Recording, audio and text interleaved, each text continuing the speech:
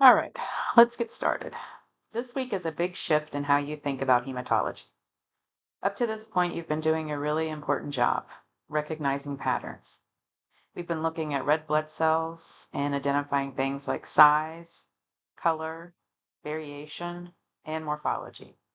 That's foundational. But now we're taking the next step. We are moving from patterns to diagnosis thinking. And I want to be really clear about what that means. You are not expected to diagnose patients. That's not your role. But you are expected to start asking, what condition could explain this pattern? That's a completely different level of thinking. Instead of just saying, these cells are microcytic, you're starting to think, what process causes microcytosis? From a histotechnology perspective, this is where everything starts to connect. Because what you see on the slide is not random. It reflects what is happening in the bone marrow and in the body. So this lecture is really about building that bridge between morphology and lab data to the underlying process. That's where real understanding starts. Well, let's take a second and ground ourselves, because this week only makes sense if you're clear on what you already know. Back in week 4, your focus was red blood cell morphology. You learned how to look at cells and describe what you see, the size, shape, color, and inclusions. That's your visual skill set. Then in week 5, we layered structure on top of that. You learned how to organize that information using MCV, which is size, MCHC, which is color, and RDW, which is variation. So instead of just describing cells, you started classifying anemia. And that's huge because classification gives you a framework. It helps you organize what could otherwise feel like random data. So at this point, you already know how to recognize patterns and organize them. And I love this line on the slide. You built the framework, because that's exactly what you did. Now we're not replacing that framework. We're using it. We're going to take that same structure and push it one step further into interpretation. So now let's talk about where we're going, because this is the shift. Up until now, your question has been, what category is this? Microcytic, normocytic, or macrocytic? And that's still important, so don't lose that. But now, that's just your starting point. Now we're asking, what condition explains this pattern? And that requires a different kind of thinking, because you're no longer just labeling, you're reasoning. So instead of saying, this is microcytic, you're asking, why is it microcytic? Is it iron deficiency? Is it chronic disease? Is it thalassemia? Those are all produced small cells, but for completely different reasons. And from a histotech perspective, this is where your observational skills really matter, because subtle differences in variation, morphology, and population consistency are what help you distinguish between those causes. So this week is about moving from identifying patterns to explaining patterns. I want to slow this down for a second because this slide is really the heart of the entire week. You are moving from recognition to interpretation, from description to reasoning. And those are not small steps. Recognition is, I see small cells. Interpretation is, I understand why those cells are small. Description is, this is anisocytosis. Reasoning is, this variation suggests a changing process over time. And that difference matters, because in real laboratory practice, we don't just report what we see. We interpret what it means. From a histotechnology perspective, think about how you look at a slide. You're not focusing on one cell, you're scanning the field. You're looking for patterns. Consistency versus variability. Subtle changes across the population. That's already interpretive thinking. Now we're just connecting that to physiology. So if this feels a little harder, good. That means you're moving into the kind of thinking that actually gets used in practice. And here's the good news. You are not learning a whole new system this week. You're using the exact same tools. MCV still tells you size. MCHC still tells you color, or really hemoglobin concentration. And RDW still tells you variation within the population. And the smear still gives you morphology. Nothing has changed about those tools. What's changing is how you use them. Before you used them to classify. Now you're using them to interpret. So instead of saying MCV is low, that's microcytic, you're asking what causes a low MCV? Instead of RDW is high, you're asking why is there variation in this population? And this is where that last line really matters. Nothing new here, just using it differently. From a histotech standpoint, this is exactly what you already do. You observe, you compare, and you recognize patterns. Now you're just adding meaning to those observations. And that's what turns data into understanding. All right, this slide is probably the most important one to internalize for this entire week. This is your goal, not memorization, not just classification, it's building a pathway. And that pathway is data to pattern to the likely cause. Let's break that down in a way that actually reflects what you do in the lab. You start with data. CBC values like MCV, MCHC, RDW. Then there's smear observations, so size, color, variation, and morphology. That data by itself doesn't mean much unless you organize it. So next, you identify a pattern. Is it microacidic? Is it hypochromic? Is there variation? That's where your week 5 framework comes in. But here's the new stuff, the one we're focusing on now.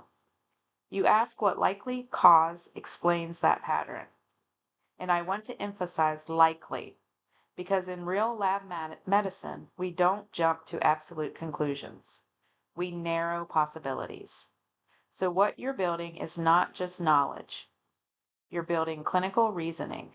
And from a histotech standpoint, this is exactly what makes your observations valuable. Anyone can look at numbers, but not everyone can connect those numbers to what's actually happening in the tissue. That's your role. All right, now we're shifting into our first major category, microcytic anemias. And this is where we're going to apply everything we just talked about. We're not just listing conditions. We're going to understand why these conditions produce the pattern that they do. Microcytic anemia is one of the most structured and logical categories in hematology.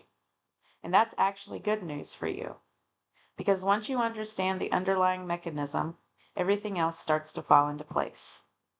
From a histotechnology perspective, this is also one of the easiest patterns to recognize visually. You're going to see smaller red blood cells, often increased central pallor, and sometimes variation depending on the cause. But again, recognition is just step one. The real question is, why are these cells small? Because different diseases can produce similar morphology, but for very different reasons. So as we go through this section, I want you constantly connecting what you see with what's happening in hemoglobin production, because that connection is everything. Let's define this clearly before we go any further. Microcytic anemia is characterized by MCV of less than 80 femtoliters. That tells you the average red blood cell size is smaller than normal. And visually, on the smear, you're going to see small red blood cells, often with increased central pallor if hemoglobin is also decreased. Now, here's the key concept I want you to focus on. Microcytosis is usually tied to decreased hemoglobin production, and that makes sense if you think about how red cells develop. As erythrocytes mature in the bone marrow, they accumulate hemoglobin. That hemoglobin content influences their final size. If there's not enough hemoglobin being produced, the cells undergo extra divisions. And when cells divide more, they get smaller. So the end result is less hemoglobin in smaller cells. From a histotechnology perspective, this is a great example of structure reflecting function. What you're seeing on the slide, small cells, is a direct result of what's happening biochemically. So don't just memorize MCV is less than 80. Understand why that happens. That's what will help you later when you're trying to interpret patterns. Now let's talk about the major players. There are 4 primary causes of microcytic anemia that you need to know. Iron deficiency anemia, anemia of chronic disease, thalassemia, and sideroblastic anemia. And I want you to think of these not as a list to memorize, but as different mechanisms that all lead to the same endpoint: small red blood cells. Iron deficiency anemia is probably the most common. Here, the issue is straightforward. There isn't enough iron to make hemoglobin. No iron equals no heme equals decreased hemoglobin production. Anemia of chronic disease is different. Iron is actually present, but it's trapped and not available for use. So functionally, the body behaves like it's iron deficient. Thalassemia is a genetic issue. Instead of lacking iron, the problem is in the globin chains of hemoglobin. So hemoglobin production is defective at the protein level. And sideroblastic anemia is a problem with incorporating iron into heme. Iron is there, but it's not being used correctly. From a histotech standpoint, what's important is these conditions can look similar at first glance, but subtle differences in pattern and variation will help you tell them apart. That's where we're headed next. So now let's tie this all together. What do all of these microcytic anemias have in common? A problem with hemoglobin synthesis. That's the unifying concept. And this is the key takeaway I want you to hold on to. It doesn't matter if the issue is lack of iron, trapped iron, defective globulin, or abnormal heme synthesis. The end result is the same: less hemoglobin being produced. And when hemoglobin production drops, the cells adapt in a very predictable way. They divide more. They become smaller. So, less hemoglobin equals smaller cells. That relationship is fundamental. From a histotechnology perspective, this is exactly the kind of connection you want to make. You're linking biochemical process to the cellular structure to the microscopic appearance. So when you look at a smear and see microcytosis, I don't want you to stop there. I want your brain to go, there is a problem with hemoglobin production. That's your anchor. From there, we'll start narrowing down which specific condition is responsible. And that's where RDW, morphology, and pattern variation are going to become really, really important. Okay, let's start with the most common one you will see: iron deficiency anemia. And I want you to anchor that immediately. This is the most common anemia worldwide. So if you're ever unsure and you see a microcytic pattern, this is always high on your list. Now, let's walk through the mechanism. Iron is essential for hemoglobin production. Specifically, iron is part of the heme group, and without heme, hemoglobin cannot form properly. So when iron levels drop, what happens? Hemoglobin production decreases. And we already talked about what that leads to. Less hemoglobin results in more cell divisions that results in smaller red cells. So now you get microcytosis and hypochromia. From a histotechnology standpoint, this is a great example of how a systemic nutritional deficiency shows up as a very specific microscopic pattern. And clinically, this matters because iron deficiency doesn't just happen randomly. It usually reflects something else going on, like chronic blood loss, poor dietary intake, or malabsorption. So again, we're not diagnosing here, but when you see this pattern, your brain should go, there's not enough iron available to make hemoglobin. That's your starting point.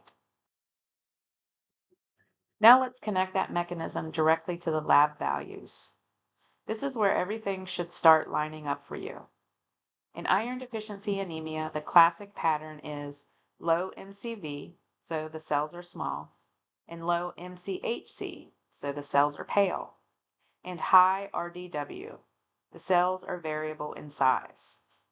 And I want to slow down here for a second, because this pattern is very testable and very clinically important. Low MCV makes sense. We've already explained that. Low MCHC also makes sense. Less hemoglobin means less color. The key feature, the one that helps you distinguish iron deficiency anemia from other microcytic anemias, is high RDW. That tells you the cell population is not uniform. From a histotech perspective, this is something you can often see before you even look at the number. You'll notice some cells are very small. Some are closer to normal. There's variation across the field. So this pattern is not just numbers, it's visual. And that's where your skill set comes in. You're not just reading values, you're confirming them morphologically. That combination is what makes interpretation strong. Now let's translate those lab values into what you actually see on the slide. In iron deficiency anemia, the morphology is very characteristic.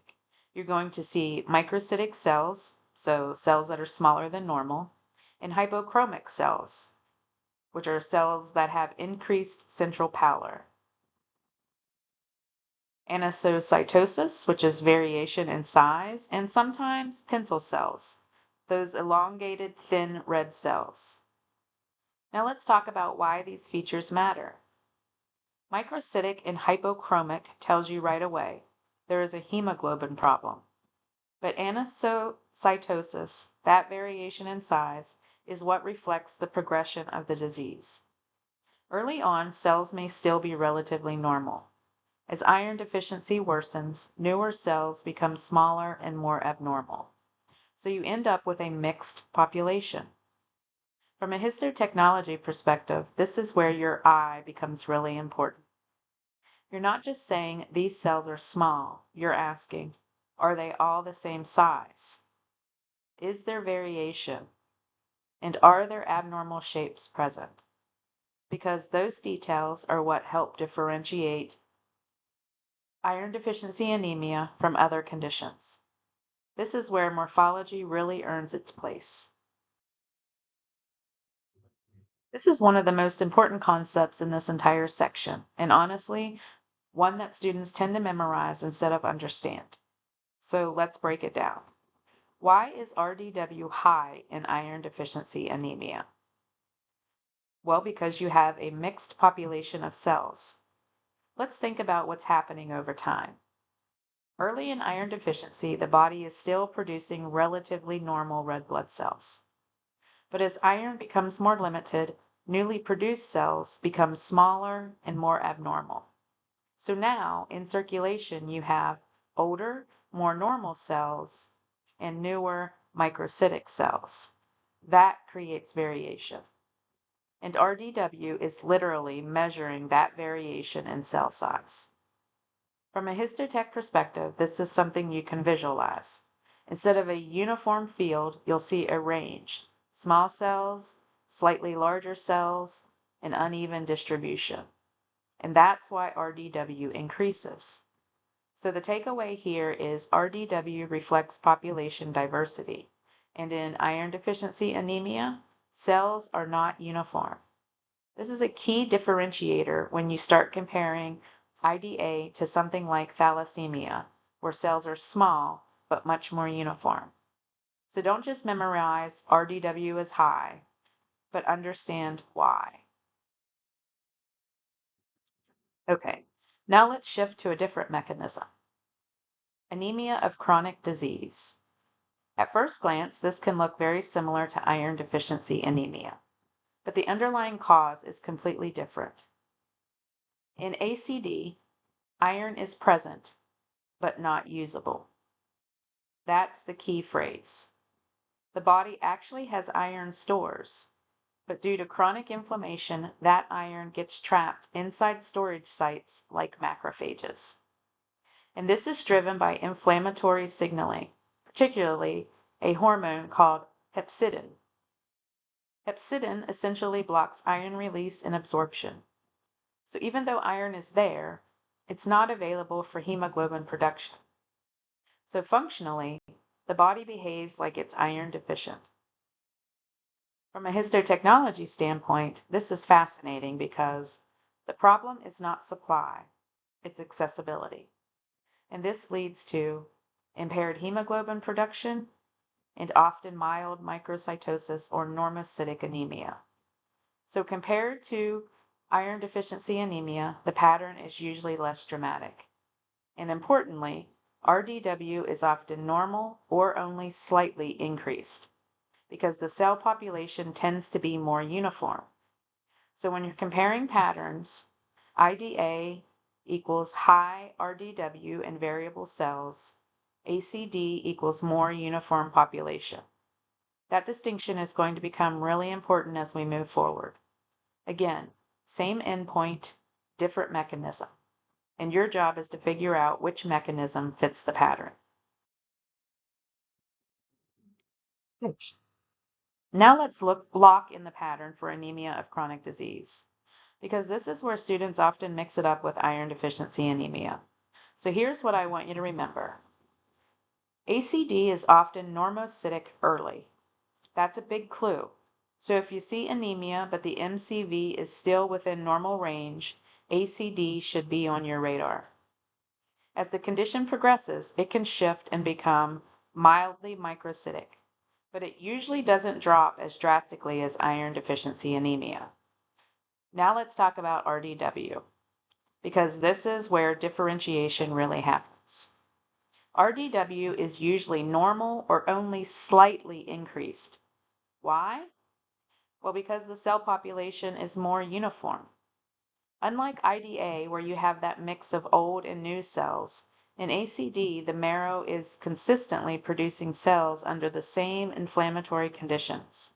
So everything is kind of equally affected. From a histotechnology perspective, that means the smear looks more uniform and less dramatic variation in size. And that's your visual clue. So if you're comparing IDA, which is variable population and high RDW, with ACD, which is more uniform population and normal RDW, well, that's a key distinction. And this is where pattern recognition becomes really powerful. All right, now let's switch gears to thalassemia. This one is different right from the start. This is a genetic disorder. So instead of a nutrient issue or inflammation, we're dealing with a problem at the level of hemoglobin structure. Specifically, decreased globulin chain production. So remember, hemoglobin has two main components, heme, which is iron containing, and globin, which is protein chains. In thalassemia, the issue is not iron, it's the globin chains. So even if iron levels are normal, hemoglobin can't form properly. And the result is decreased hemoglobin production, which shows up as microcytosis. So on the surface, it can look like iron deficiency anemia, but the mechanism is completely different. From a histotechnology perspective, this is a great reminder that similar morphology does not always mean the same cause. And clinically, this matters because giving iron to a patient with thalassemia doesn't fix the problem. So again, your job is not to diagnose, but to recognize. This is a production issue at the protein level, not a supply issue like IDA. That distinction is everything. Now let's define the pattern, because this is where thalassemia really stands out. Yes, it is microcytic, but here's the key difference. RDW is usually normal or only slightly increased. That's huge, because unlike iron deficiency anemia, where you have a mixed population, thalassemia tends to produce uniformly small cells. So the marrow is consistently making microcytic cells. There's no transition from normal to abnormal. They're just all small. So from a histotech perspective, when you look at the smear, cells appear consistently small, and there is less variation across the field. Now, the other big feature, target cells. These are classic in thalassemia, and they have that bullseye appearance. Central hemoglobin, surrounding pallor, then an outer ring. And that reflects altered hemoglobin distribution within the cell. So if you're comparing patterns, IDA is high RDW and variable size. Thalassemia is normal RDW, uniform in size, plus target cells. That's your separation. And that's exactly the kind of pattern recognition I want you building. Okay, now let's move into sideroblastic anemia.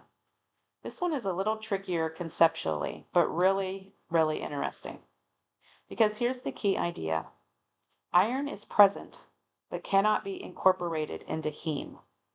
So this is not a supply problem, and it's not a globin problem. It's a heme synthesis problem. The iron is there, sometimes even in excess, but it's not being used properly. So what happens? Well, hemoglobin production is still impaired, and microcytosis can occur. But now you also get something unique. Iron accumulation in developing red cells.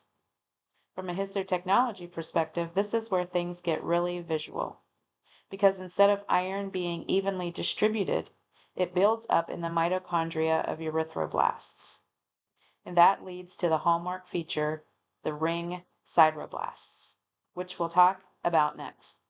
So again, same general endpoint, decreased effective hemoglobin production, but very different mechanism. And that's the theme across all of these anemias. Now let's talk about what makes sideroblastic anemia unique. First, the cell population. It can be microcytic or dimorphic. And dimorphic is important. That means you have two distinct populations of red cells. For example, some microcytic, some normocytic, or even macrocytic. So right away that can increase RDW because you've got variation. Now, the hallmark feature, and this is a big one, ring sideroblasts in the bone marrow. These are erythroblasts with iron-loaded mitochondria arranged in a ring around the nucleus. And you see these using special stains, like Prussian blue. From a histotechnology standpoint, this is where your staining knowledge connects directly to diagnosis. Because without the correct stain, you won't see this pattern clearly. And this is one of those moments where histotech isn't just support, it's essential. You are literally enabling the identification of the defining feature. So stepping back, IDA is no iron. ACD is iron trapped. Thalassemia is a globin problem, and sideroblastic is iron present but being misused. Same endpoint, different mechanisms. And your job is to recognize which story the cells are telling. That's the big picture. Okay. This slide is your high yield summary, and honestly, if students walk away remembering this one, they're in really good shape. We're comparing the three big microcytic players. Iron deficiency anemia, also referred to as IDA, anemia of chronic disease, also called ACD, and thalassemia. And we're using RDW as our anchor. So let's walk through it like you would at the bench. First, IDA. The RDW is increased. Why? Well, because you've got a mix of older, relatively normal cells and newer, smaller cells.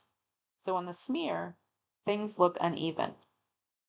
Next, ACD. The RDW is normal or only slightly increased because the marrow is producing cells under consistent inflammatory conditions. So they're all kind of equally affected, so less variation. And finally, thalassemia. RDW is typically normal because the cells are uniformly small from the start. There is no transition phase. Now look at the key features. IDA is iron deficiency. ACD is iron is present but trapped. And thalassemia is target cells. From a histotech perspective, this is your pattern recognition toolkit. You're not just seeing small cells, you're asking, are they uniform or variable? What does the smear feel like across the field? That's how you move from observation to interpretation. And that's the whole goal of this week. Right, now we're shifting gears. We've spent time with small cells. Now we're going to the opposite end, macrocytic anemias. And just like before, we're going to follow the same pathway. Data to the pattern to the likely cause. So here's your starting point. The MCV is greater than 100 femtoliters. That's your lab clue. But what does that actually mean visually? Well, it means larger than normal red blood cells. Now, here's where students sometimes get tripped up. Bigger doesn't always mean better. In fact, in this case, bigger cells often reflect a problem with cell division or maturation. So instead of dividing normally, the cells grow but don't divide properly. From a histotechnology perspective, when you're looking at a smear, cells look oversized, sometimes oval instead of round, and nuclear changes may be present in precursor cells. And just like microcytic anemias, we're not stopping at size. We're going to ask, why are these cells big? Because that's where the diagnosis lives. And we'll break that down next.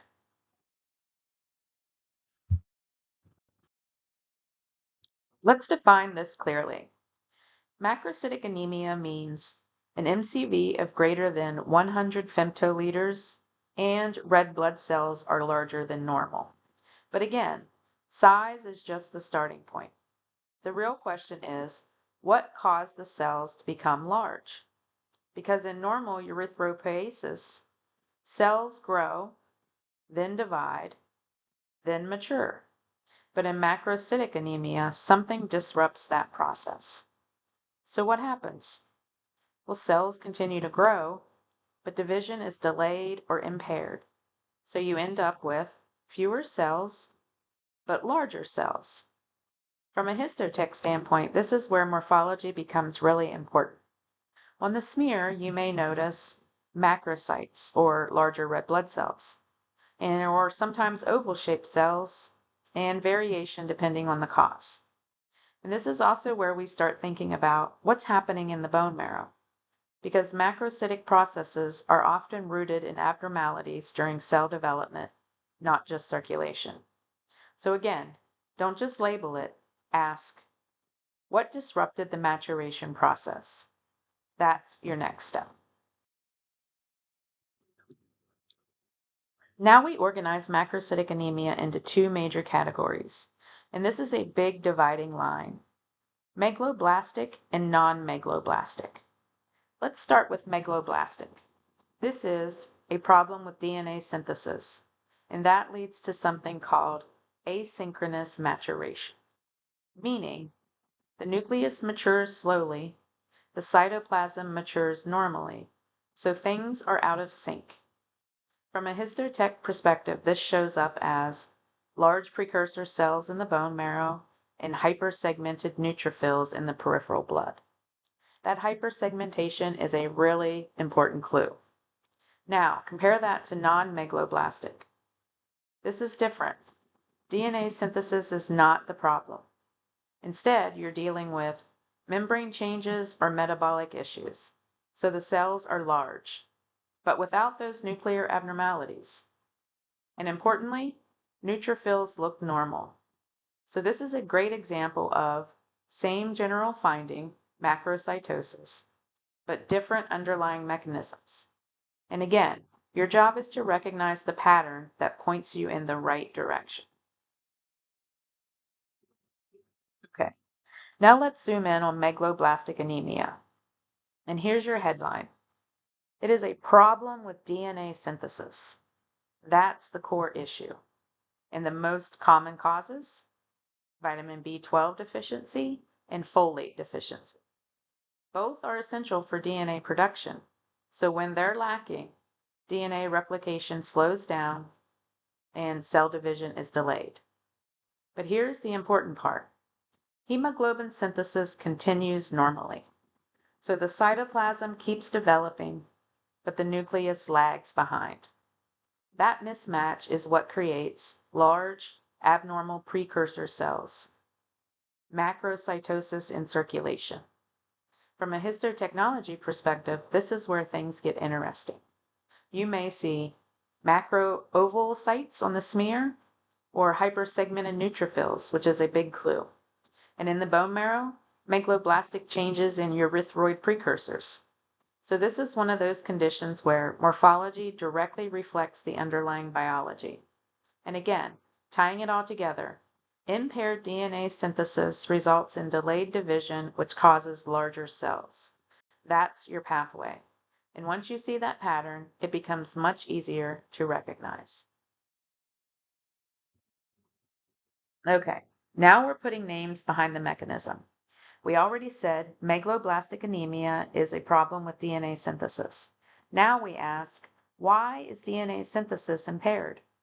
And the two big answers are vitamin B12 deficiency and folate deficiency. Let's break these down in a way that actually sticks. First, B12 deficiency. This is often not just about intake. More commonly, it's about absorption. So think pernicious anemia, which is lack of intrinsic factor. You have GI issues, which is Crohn's, celiac, gastrectomy, long-term malabsorption. So even if the patient is eating B12, they can't absorb it. Now, folate deficiency is a little different. This is often intake related. Think poor diet, alcoholism, and increased demand like pregnancy. Also, certain medications can interfere. From a lab perspective, both deficiencies produce the same morphologic pattern. So on the smear, they look very similar, which means you cannot diagnose B12 versus folate from morphology alone. That's where clinical correlation and labs come in. But for you, recognize the pattern first. Then think about possible causes. That's the workflow. This slide is the aha moment because it connects the biochemistry to what you actually see on the slide. So here's the core idea. Red blood cells cannot divide properly without normal DNA synthesis. And when division is impaired, cells keep growing, but don't split.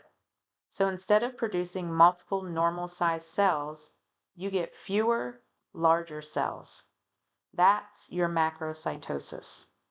Now, think about this from a production standpoint. Bone marrow is basically a factory. If the division step slows down, output drops, and product size increases. Not exactly ideal. And from a histotech perspective, this is why morphology is so powerful. Because what you're seeing on the smear is a direct reflection of what went wrong upstream. So when you see large cells, you should automatically think something disrupted cell division. And in this case, DNA synthesis is the culprit. That's the connection I really want you to hold on to.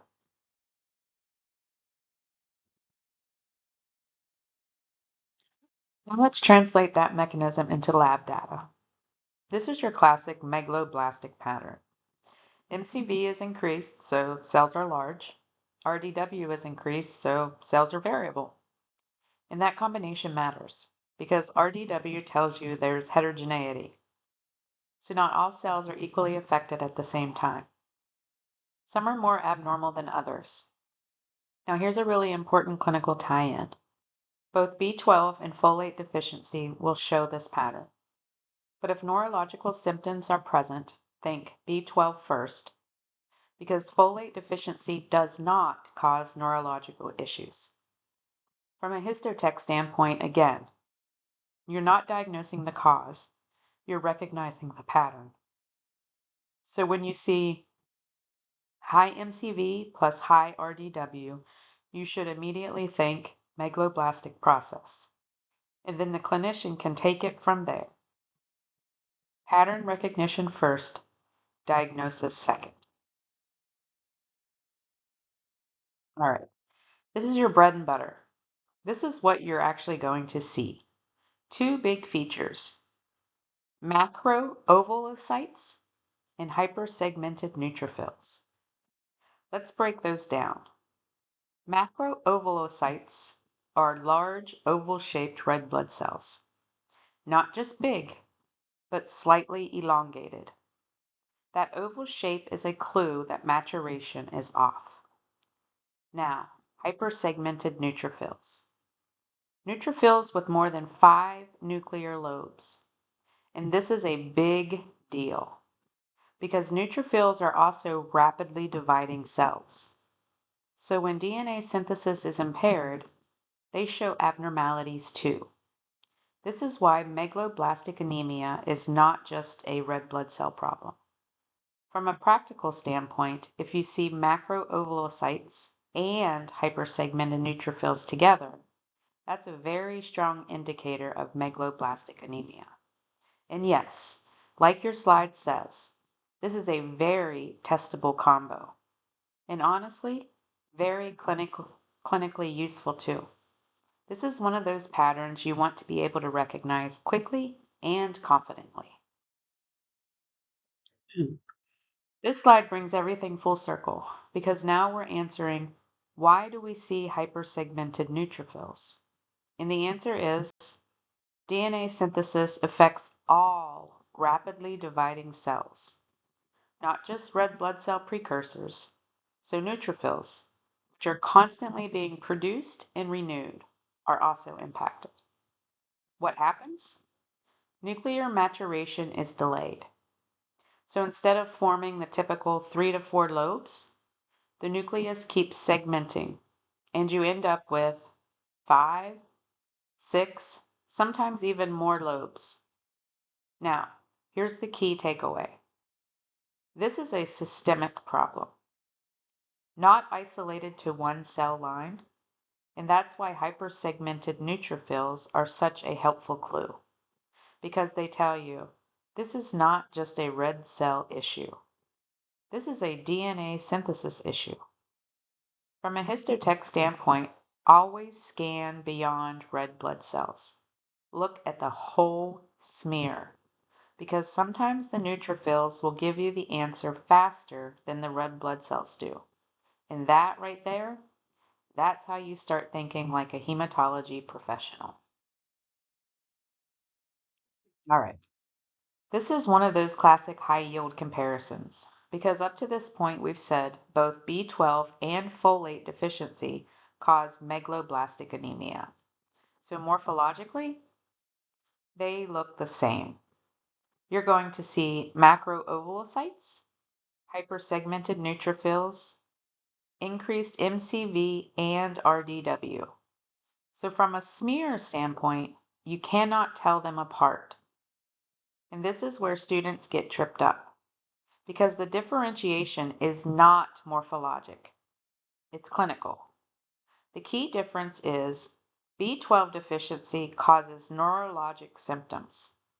Folate deficiency does not. So think numbness, tingling, and peripheral neuropathy, maybe even cognitive changes. That's B12 until proven otherwise. Now here's the clinically important piece. If you give folate to a B12 deficient patient, You may improve the anemia, but the neurologic damage continues. So this is not just an academic distinction. It actually matters for patient care. From your perspective as histotechnologists, recognize the pattern, flag it as megaloblastic, and understand the implications. That's your role in the diagnostic chain. Now, we shift gears a bit because not all macrocytosis is megaloblastic, and this is where your thinking needs to stay flexible. Big cells does not automatically mean DNA problem. Non-megaloblastic macrocytosis means DNA synthesis is normal. So what's causing the large cells? Well, different mechanisms entirely. Common causes include liver disease, alcohol use, or hypothyroidism. These affect the cell membrane and lipid composition, not nuclear division. So the cells get larger, but not because of failed mitosis. Now, here's your key morphologic clue. No hypersegmented neutrophils. That's huge because that tells you nuclear maturation is normal. So when you're scanning a smear, if you see large red blood cells but normal neutrophils, you should start thinking non-megaloblastic process. Again, this is why we never look at red blood cells alone. Always scan the whole slide. Let's break down some of these causes a little more practically. First, alcohol. This is probably the most common cause you'll see clinically. Alcohol directly affects the bone marrow and red blood cell membrane. So you get macrocytosis even without anemia sometimes. Next, liver disease. The liver plays a big role in lipid metabolism.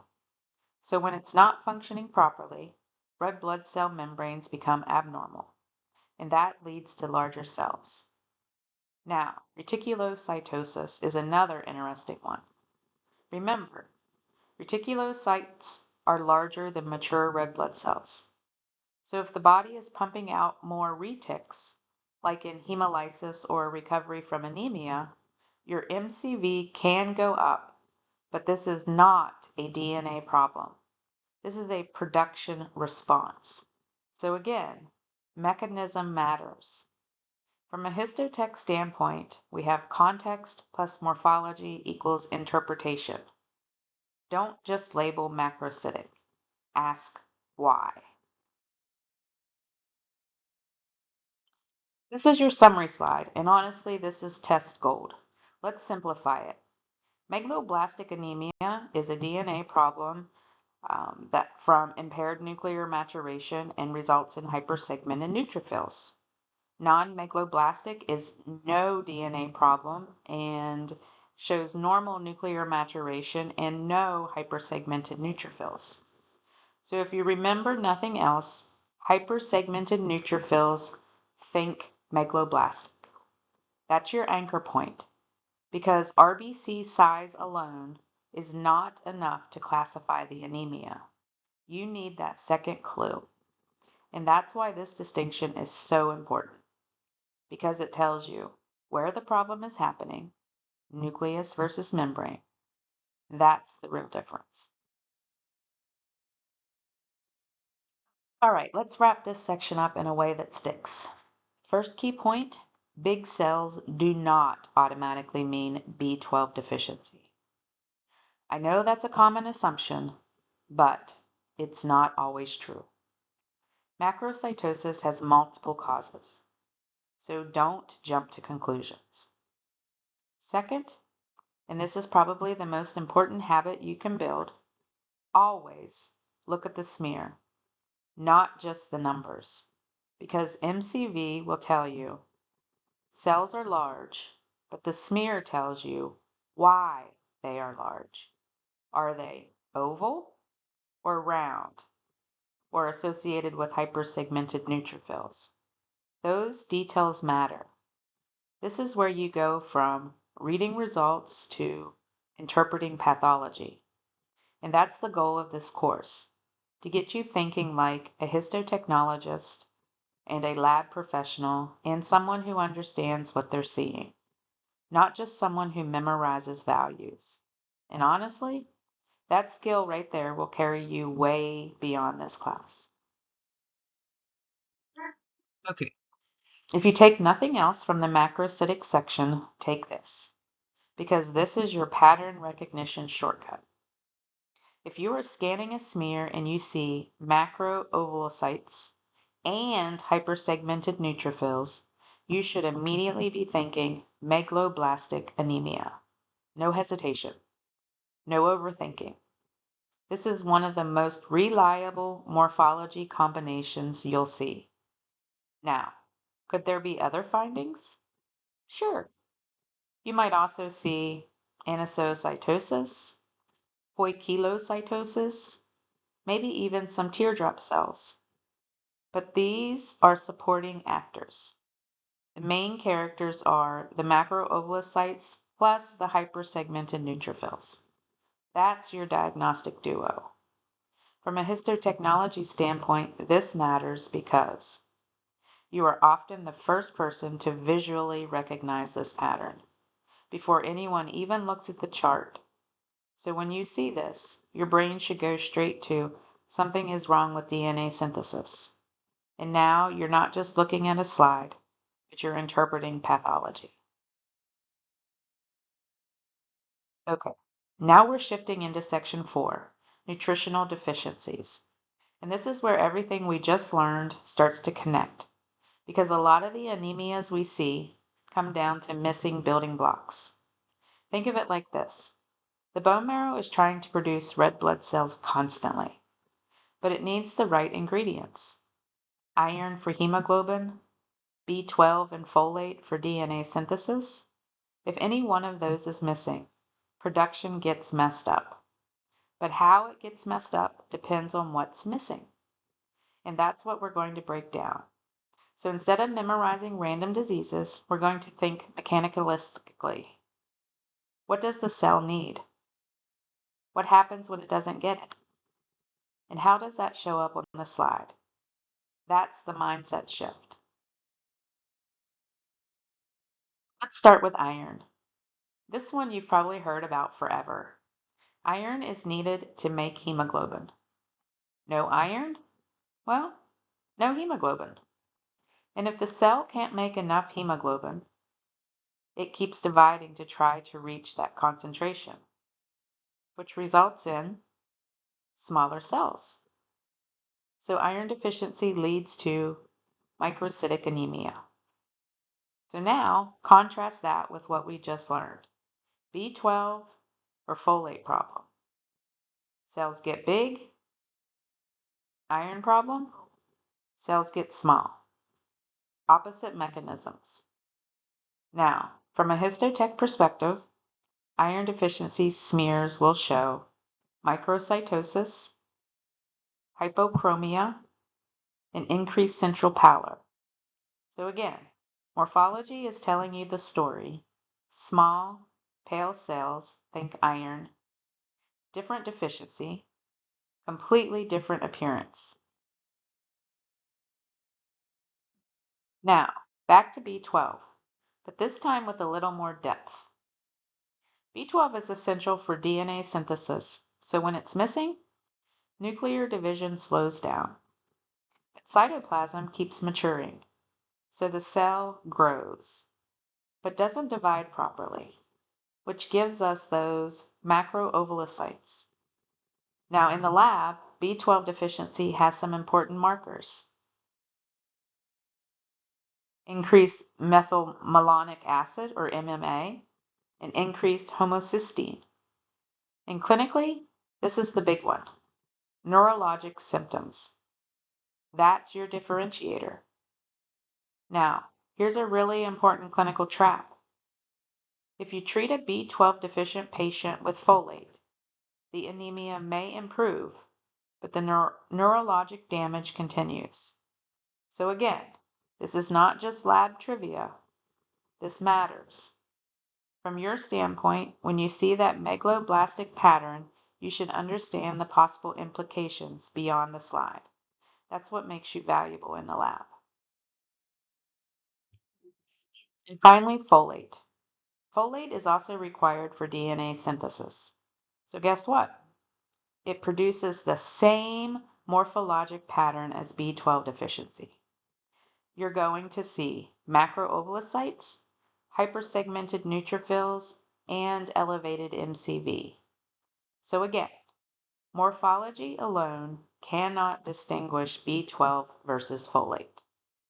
Now, here's where lab values come in. Folate deficiency has normal methylmalonic acid, increased homocysteine.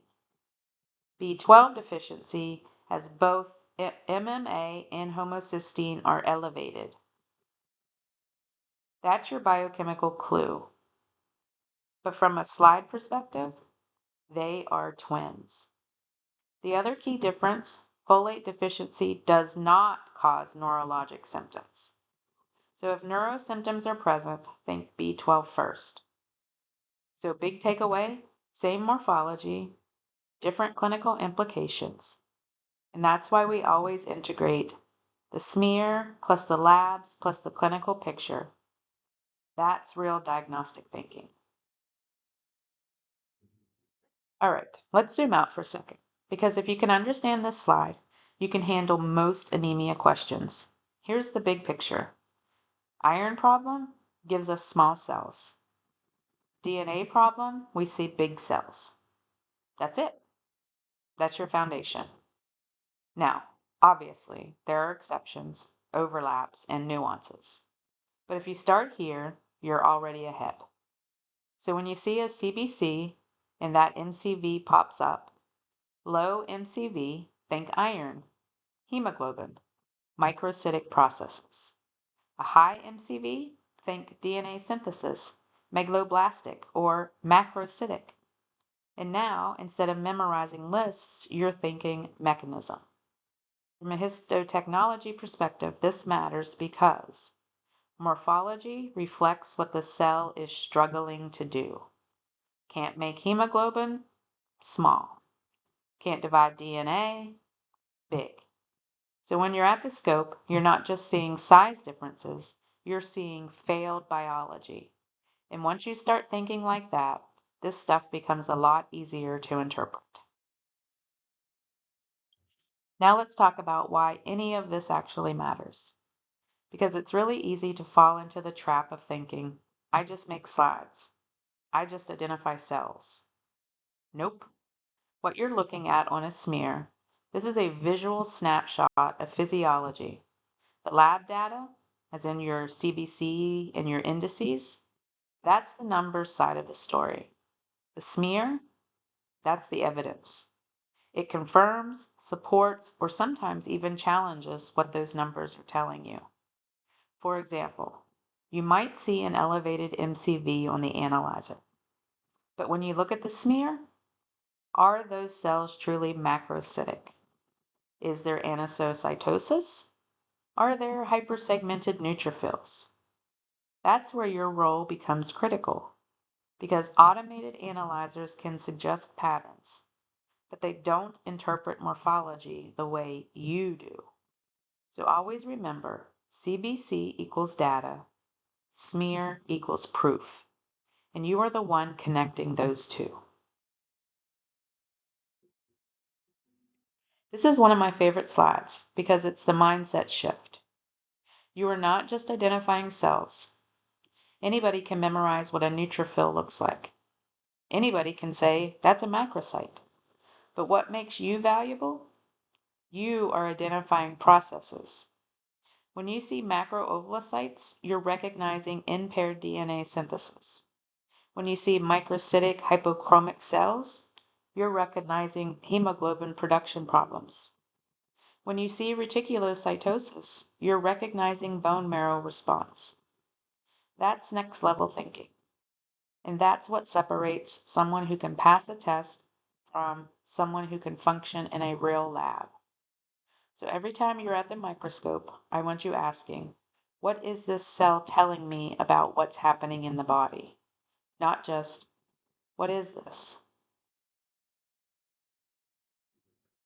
Okay, now we're moving into the final section, putting it together.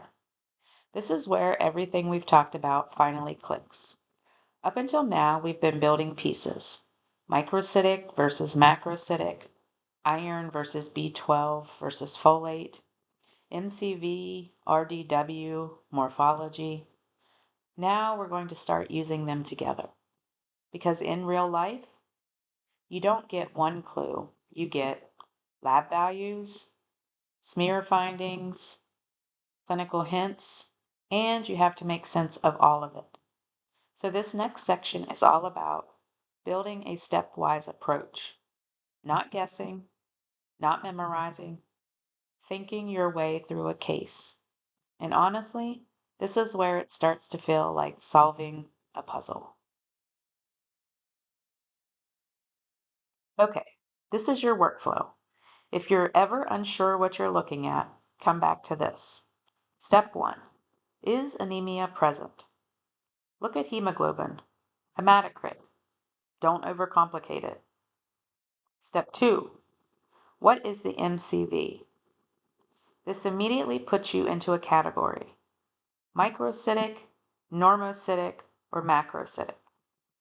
Now you've narrowed your differential. Step 3. What is the RDW? This tells you, are the cells uniform or all over the place? High RDW, mixed population, so think evolving process, deficiency, or response. Normal RDW, this is more uniform, so think chronic or stable condition. Step 4. What does the smear show? This is where everything comes together. Macroovulocytes, hypersegmented neutrophils, macrocytosis in hypochromia, polychromasia. Now you're confirming the story. So instead of guessing, you are building a diagnosis step by step. And this is exactly how it works in the lab.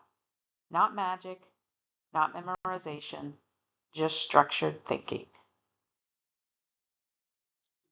Okay, let's walk through this like we would in the lab. You're given low MCV, high RDW, and hypochromia. So let's slow down and apply our steps. Step 1. We already know anemia is present. Step 2. MCV is low. We are in microcytic territory. So now your brain should go iron problem until proven otherwise. Step 3. RDW is high. That tells you the cells are variable in size. That's important because early iron deficiency, you get a mix of normal and small cells. So RDW goes up. Add in morphology. Hypochromia is pale cells with increased central pallor. That screams decreased hemoglobin. Put it all together. Low MCV plus high RDW plus hypochromia. Well, this is classic iron deficiency anemia. From a histotech perspective, when you're looking at that smear, you're seeing cells that physically cannot carry enough oxygen because they don't have enough hemoglobin. So again, not just small cells, but functionally impaired cells. Now let's flip it. You're given high MCV and hypersegmented neutrophils. Immediately, you should be thinking DNA problem. We're in macrocytic territory, but not just macrocytic, megaloblastic.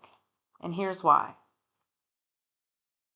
That hypersegmented neutrophil, that is your clue.